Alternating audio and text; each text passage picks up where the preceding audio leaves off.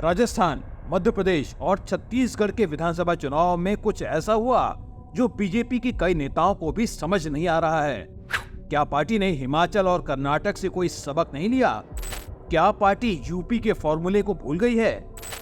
इन तीनों राज्यों में भारतीय जनता पार्टी ने मुख्यमंत्री के लिए किसी का नाम सामने नहीं रखा, लेकिन मध्य प्रदेश और राजस्थान में केंद्र से कई सांसदों को भेज दिया राज्यों में विधायक का चुनाव लड़ने के लिए।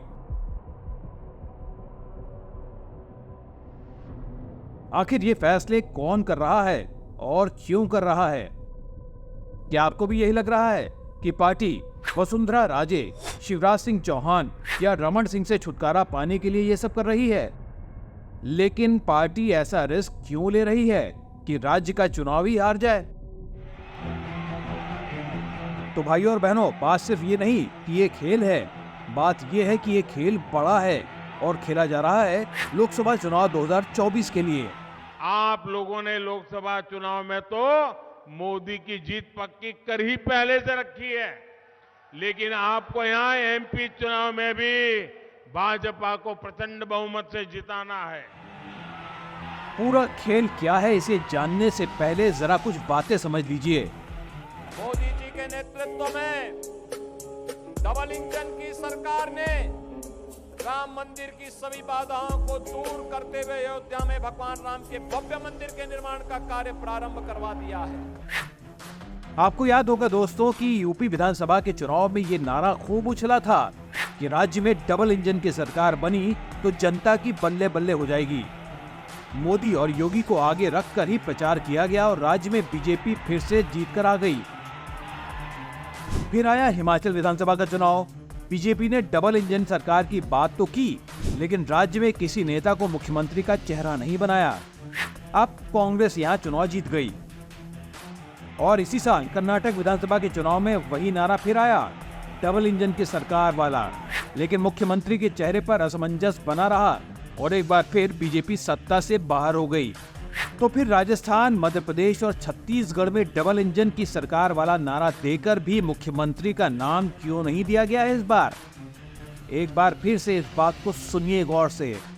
आप लोगों ने लोकसभा चुनाव में तो मोदी की जीत पक्की कर ही पहले से रखी है। जनता को क्या याद रखने के लिए कह रहे हैं मोदी जी? ये कि याद रखिए, मैं 2024 में फिर आ रहा हूं। मतलब ये कि बीजेपी ने 2024 का चुनाव प्रचार 7 में ही शुरू कर दिया है। सब जानते हैं कि सभी पार्टियां अभी विधानसभा चुनाव में व्यस्त हैं, उनका सारा फोकस वहीं पर है। लेकिन ये भी तो एक मौका है जब चुनाव के जरिए एक साथ बहुत सारी जनता से संवाद किया जा सकता है। तो फिर मोदी और गृह मंत्री शाह जैसे मंजे हुए राजनेता इस मौके को जाने कैसे दे सकते हैं? आखिर लोकसभा का चुनाव जीतना ज्यादा बड़ी और महत्वपूर्ण जीत होगी।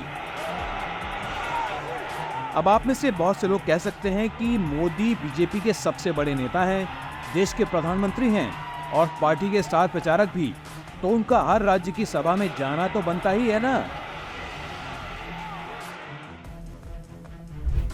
अब जरा मध्य प्रदेश की चुनावी वादे का ये पोस्टर देखिए, या फिर संकल्प पत्र का ये फोटो। कौन दिख रहा है इसमें? जी, प्रधानमंत्री मोदी। अब जरा चलें राजस्थान में। यहाँ भी मोदी का ही चेहरा आपको हर जगह सबसे आगे मिलेगा। लगभग यही हाल छत्तीसगढ़ का भी है। हर जगह मोदी की ही गारंटी दी जा रही है। मतलब ये दोस्तों की कोशिश ये है कि लोगों के दिलो दिमाग पर मोदी का नाम चढ़ा रहे, साथ ही कमल का निशान भी छपा रहे। हालत यह है कि राजस्थान के मुख्यमंत्री अशोक गहलोत ने भी इंडिया टुडे को दिए एक इंटरव्यू में ये कह दिया कि विधानसभा चुनाव के इस चुनाव को प्रधानमंत्री जी अशोक गहलोत वर्सेस नरेंद्र मोदी की लड़ाई बना रहे हैं। गहलोत ने सवाल भी उठाया कि क्या राज्य का विकास करने के लिए प्रधानमंत्री खुद राजस्थान आएंगे? अब जरा नजर डालिए बड़े बड़े नेताओं और सांसदों को राज्य में एमएलए का चुनाव लड़ने के लिए भेजने के फैसले पर। एक सांसद जब चुनाव लड़ेगा तो अपने काम के तौर पर जनता को क्या बताएगा? ये तो नहीं कहेगा कि देखो राज्य के मुख्यमंत्री ने कितना अच्छा काम किया। आखिर एमपी है, अपने को भविष्य का मुख्यमंत्री मानता ही होगा, तो जनता से ये कहेगा ना कि देखो मैंने बीजेपी सांसद के तौर पर कितना विकास किया है। बीजेपी कितना काम करती है, प्रधानमंत्री कितना काम करते हैं। अब ऐसे में प्रचार किसका होगा? कमल और पीएम मोदी का ही ना। और अगर वो केंद्रीय नेता चुनाव हार भी गया तो क्या होगा? वापस केंद्र में पहुंच जाएगा, लेकिन तब तक वो अपने सबसे बड़े नेता और प्रधानमंत्री का प्रचार अच्छे से कर चुका होगा। वैसे भी उसका वापस दिल्ली जाना न जाना बेमानी है, क्योंकि लोकसभा का कार्यकाल तो कुछ ही समय का बचा है। तो ये हुई ना 2024 में मोदी की वापसी की सॉलिड तैयारी। अब आप ये सोच सकते हैं कि अगर ये सब सही है तो फिर यूपी इलेक्शन के समय ये क्यों नहीं किया गया? वहां क्यों योगी को मुख्यमंत्री के तौर पर प्रोजेक्ट किया गया? इसका एक जवाब ये है कि जब उत्तर प्रदेश में 2022 में चुनाव हो रहे थे तो लोकसभा के चुनाव 2 साल दूर थे। दूसरा, वहां राम मंदिर बनने वाला है जो लोकसभा के चुनाव से ठीक पहले तैयार होगा, जिसको लेकर तरह तरह के कार्यक्रम होते रहेंगे, जिनमें खुद प्रधानमंत्री जाते रहेंगे। ऐसे में वहां मोदी को प्रचार के बहुत सारे मौके मिलते रहेंगे। तीसरा, मोदी वाराणसी से खुद चुनाव भी लड़ते हैं, तो उसकी वजह से भी यूपी में ज्यादा प्रचार तो हो ही जाता है। लेकिन एक सवाल अब भी रह गया है दोस्तों, आखिर योगी को क्यों रखा गया? इसकी वजह भी मोदी ही है। मोदी के लिए अयोध्या सबसे महत्वपूर्ण है। अब वहां चल रहे काम को कराने वाला एक भगवाधारी योगी हो और जो देश भर के हिंदुओं का पोस्टर बॉय हो, वो मोदी को ही तो फायदा पहुंचाएगा।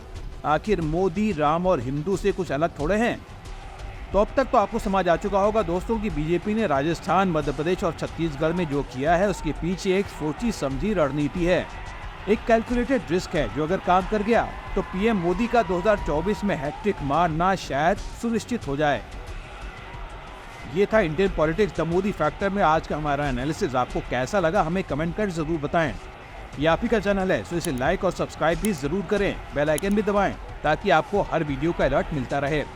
चैनल को शेयर करेंगे तो हमें आप जैसे लोगों तक पहुंचने में मदद मिलेगी और आप सभी लोगों तक 2024 चुनाव का निर्भीक विश्लेषण पहुंचा सकेंगे। नमस्कार।